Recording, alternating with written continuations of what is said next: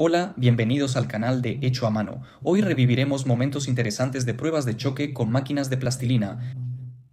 Como ya hay muchos videos de destrucción en el canal, decidí hacer mi top 10 de las mejores pruebas de choque. Los elegí por los daños impresionantes, momentos épicos y lo espectaculares que son. De un auto habrá 2 o 3 fragmentos durante la colisión. Empezaremos con el 10º lugar.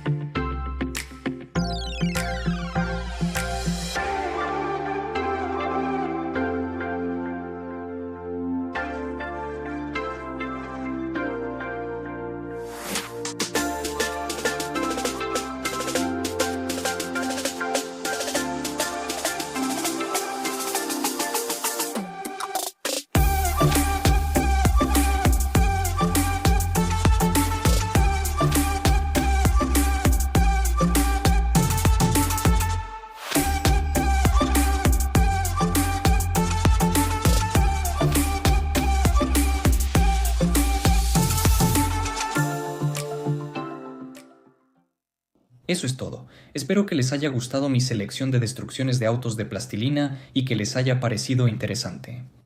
Si es así, dale like y también suscríbete al canal si es tu primera vez aquí y te interesa mi creatividad con plastilina. Gracias a todos por ver, adiós a todos.